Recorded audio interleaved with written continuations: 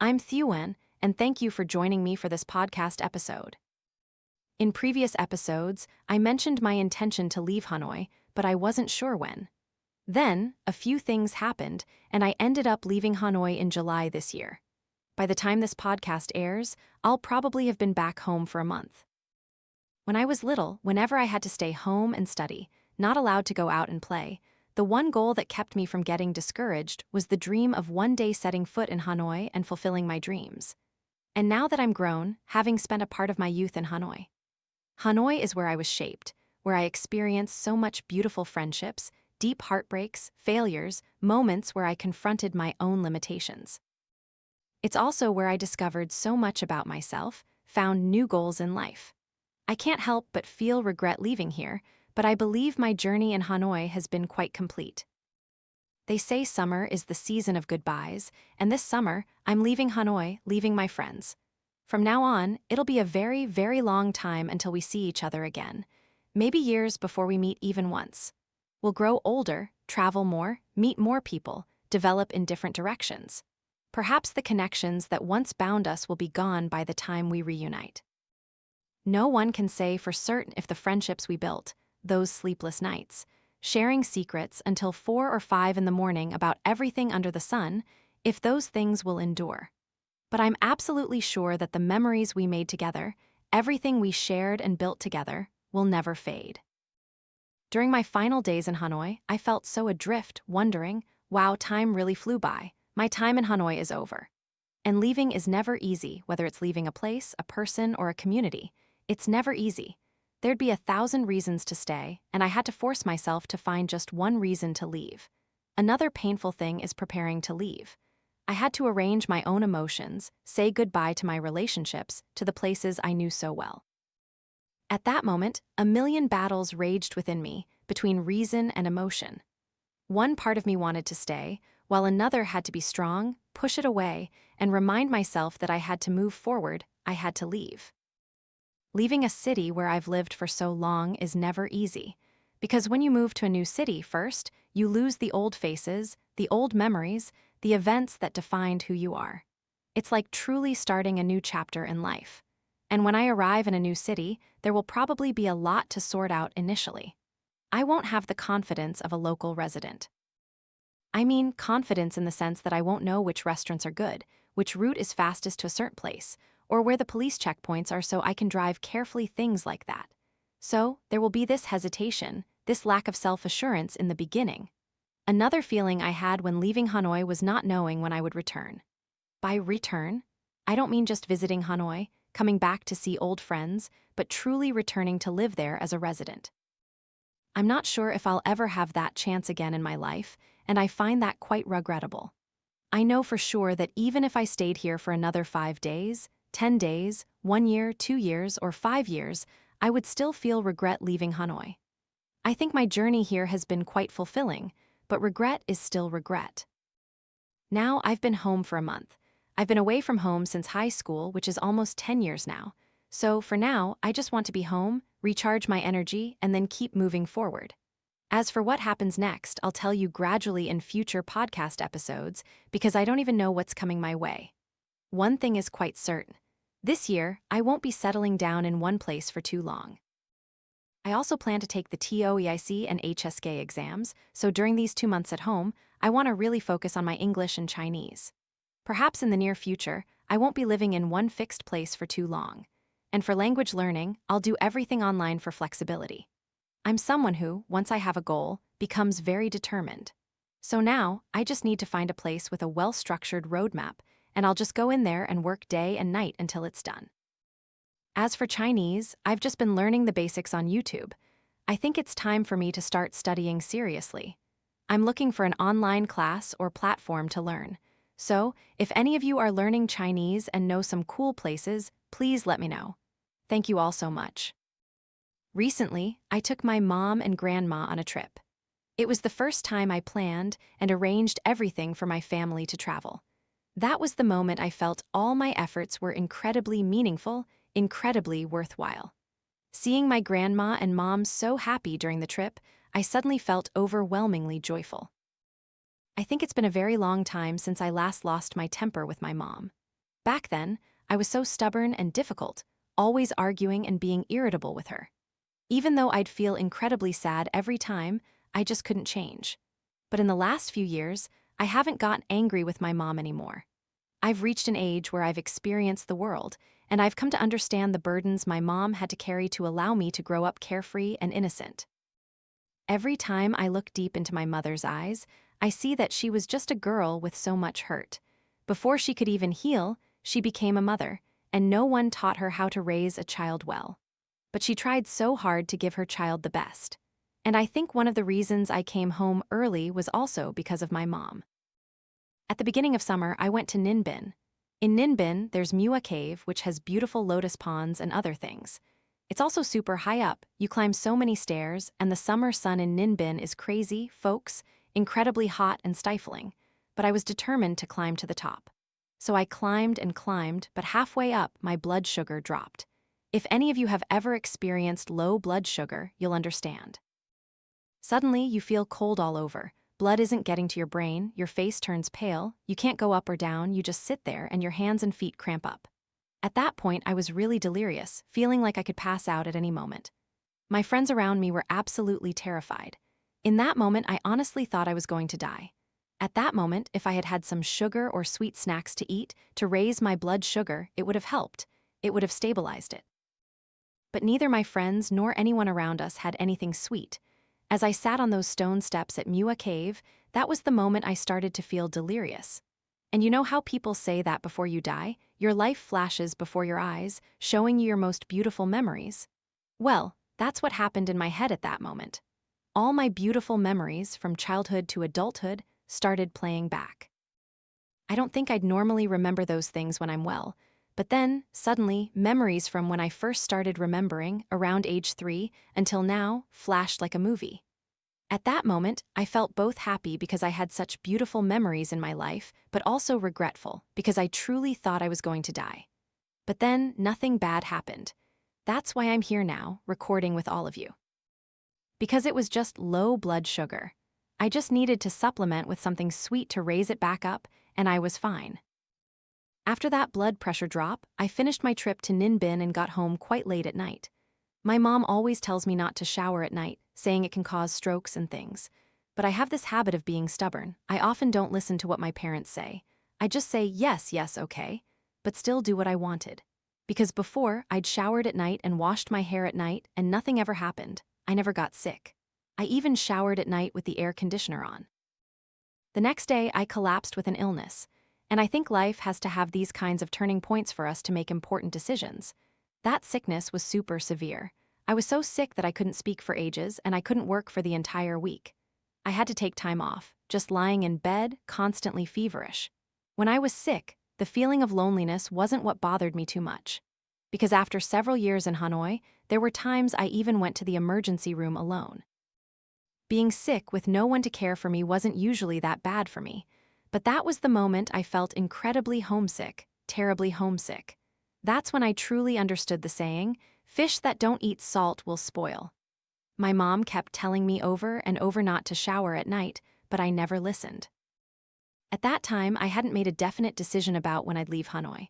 I kept making up excuses to text my mom like, "Mom, today my friend is going to study abroad. I'm going to her house for a farewell party, a sleepover, etc." I kept texting her like that so that I wouldn't have to talk to her for almost a whole week.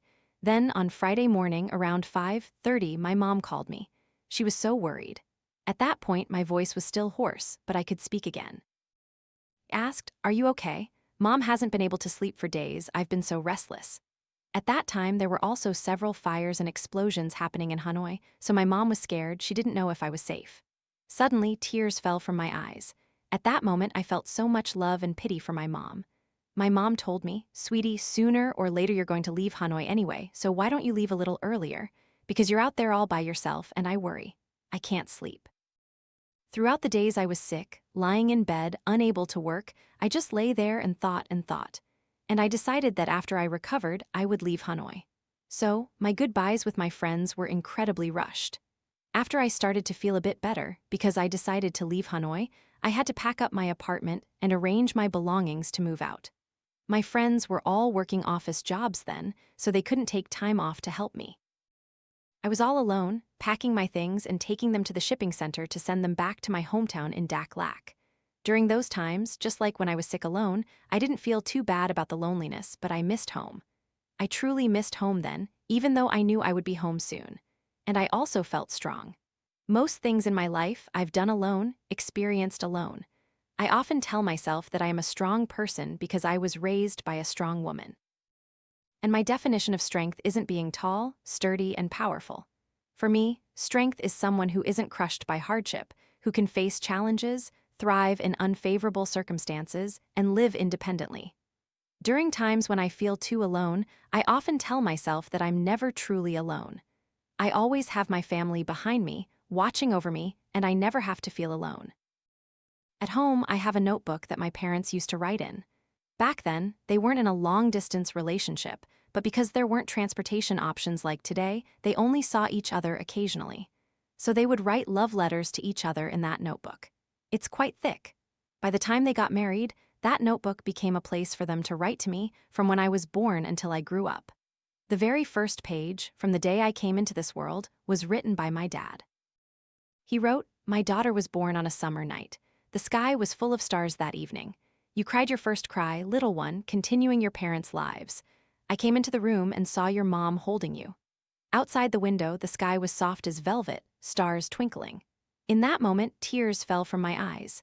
Your mom and I decided to name you Thai En, meaning a gentle, graceful, and precious girl to your parents.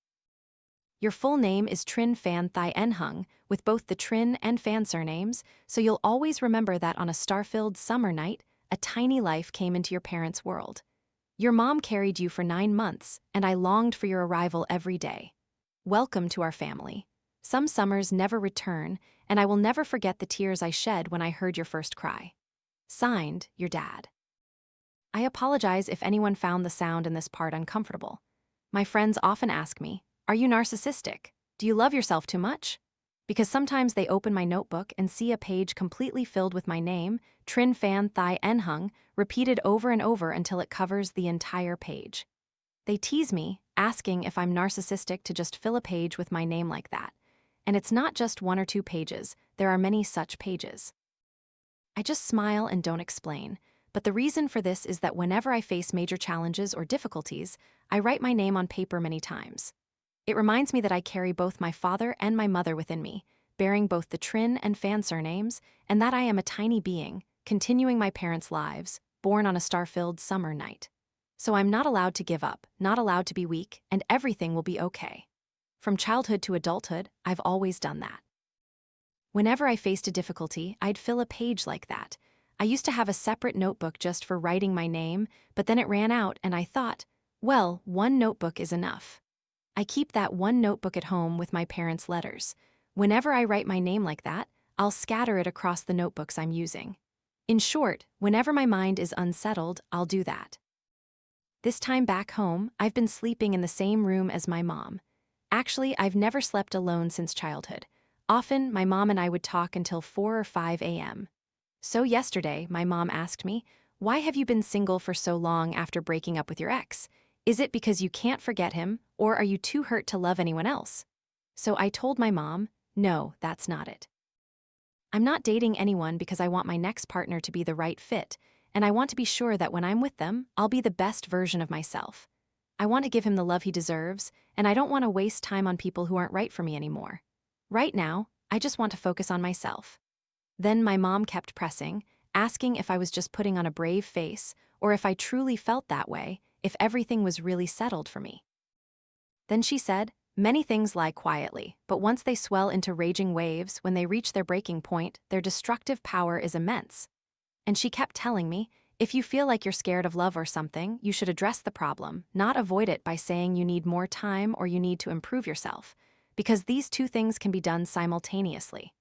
Then I told my mom, no, I'm really fine. I just want to give myself more time. My mom said, "Okay, I hope you're telling the truth."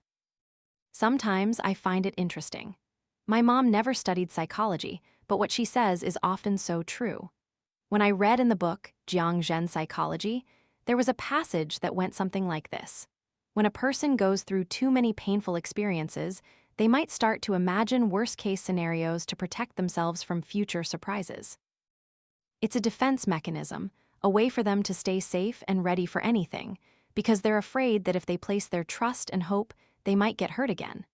And that's something I find very sad, very regrettable for anyone who goes through such times. Not just in relationships, but also in work, life, friendships, or any aspect of life. I think the worst thing about going through a difficult time isn't the pain you have to endure, but that shattered feeling, the inability to be positive enough to hope for anything good to happen to you in the future. Just hoping, just envisioning dreams, they only curl up and prepare for misfortunes, accepting that they are unlucky. Those things are truly terrible.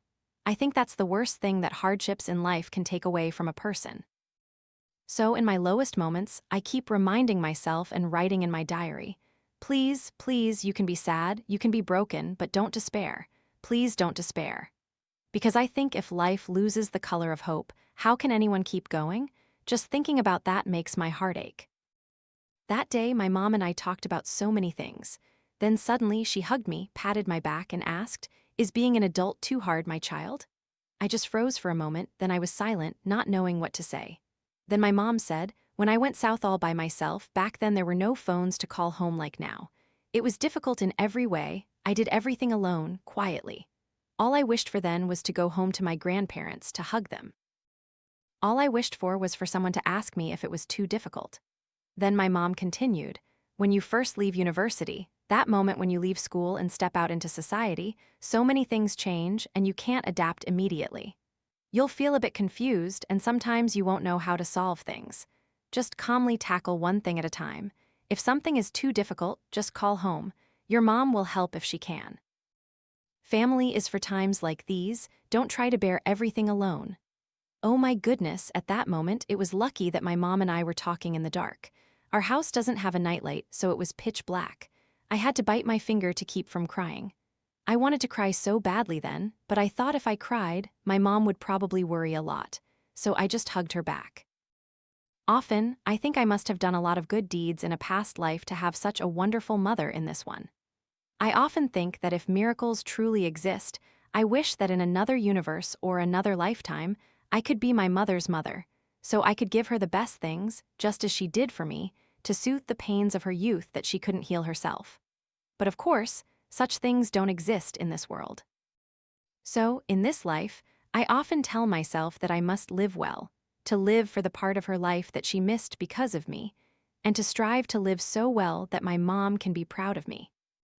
I remember the summer before when I was still in school, my mom would bring me a new set of textbooks.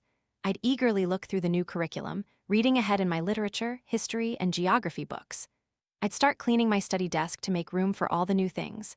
While cleaning, I'd also reread old notes and things. Now, I'm not in school anymore, but since summer is here, my heart is also stirred. I went and cleaned my old childhood study desk and reread my childhood diaries. My life now is truly very different from what I imagined when I was a child. Really very different. I'm at an age now where I can no longer use the phrase, "When I grow up, I'll be like this, I'll be like that." I was a child raised on hopes. When I was little, everyone around me would say, "Study hard, and later you'll get a stable job, and your life will be good." So I did all those things. As a child, I thought I would grow up to be a beautiful, super tall person with a dream job. I'd wear a bold red lipstick, bustling through a financial district with skyscrapers, and my life would be incredibly exciting. Back then, all I wanted was to grow up fast. And now, I'm gradually reaching that age, and nothing is like what I imagined. I'm not as cool as I thought I'd be. I felt a fragmented reality. That is, when I left university and stepped out into life, starting to work, I began to realize, oh, so I'm this small, so I'm just an ordinary person. There are so many people more talented and skilled than me. I had to taste the bitterness of failures, of disappointment in myself. It turns out I'm not that great. It turns out I'm very ordinary. And I had to learn to get used to the harsh truths of life. But because of all that, everything in life became very real, no longer like a baby learning to fly, floating in the air. And when I started to see myself as just an ordinary person, that was also the moment I unchained my soul. I became more comfortable with failure, more comfortable accepting rejections, times I was deceived, times I was less wise. And I forgave myself for the times, whether accidentally or intentionally, I hurt others. And when I accepted myself as an ordinary person with many shortcomings, I also became gentler with the world, because they too are just ordinary people, and of course, they will have their flaws. I think as we grow older, we become gentler and more forgiving towards the world out there. When I grew up, I also went through more difficulties. I understood life and people better. And when I was treated poorly, of course, I felt very angry, very unfair. But at the same time, I also understood their position and why they did what they did. Understanding is one thing, but whether I choose to forgive and let go or retaliate, that's each person's individual decision. But my point here is, I feel that as we grow up, we also behave more calmly and gently with the world around us. And when my world opens up more, I also have the opportunity to meet truly fascinating people. Some people I meet are so interesting that I want to be in their lives. There are people I want to have in my life, but there are also people who make me want to be a part of their lives because their lives are so interesting, so full of wonderful things, and I want to be a part of that. I want to be a small element in that exciting collection. And my time in Hanoi was just like that, with my wonderful friends. And this summer is the summer we have to part ways, say goodbye. I have to leave my friends. I truly miss them, and I truly regret it. Maybe many years from now, perhaps from now on, we'll only be able to update each other online and won't have the chance to meet regularly. I know I always have to be responsible for all my choices in life. I'm someone who likes to live in many places, who likes to experience many things, and I have to pay the price for that by always having to leave behind the people I've just managed to get close to. I'm someone who finds it very hard to get close to others. It takes a few years to truly become intimate. And just when I've managed to get close, it's time for me to leave for another place. I know that's my choice, and I have to pay the price for it. But at times like that, the feeling of leaving is truly, truly filled with regret. It's like I really don't want to leave. Sometimes I wonder if parallel universes exist, many parallel universes, so I could live many different lives. But then I think, if that were the case, would the versions of me in those universes still be me? Because I am made up of my past experiences, of the things I've done, my decisions define who I am. So if those people in parallel worlds made different choices, did different things than me, would they still be me? Then I couldn't sleep all night, thinking about these strange things that might never have answers. As for my upcoming schedule, I'll probably keep it a secret for now. Oh, actually, it's not really a secret. It's just that I'm not even sure what my travel plans will be, where I'll go, or how. So I don't want to tell you all beforehand and then end up not doing it. So for now, just pretend I'm keeping a secret to appear mysterious and magical, okay? I'll update you all later.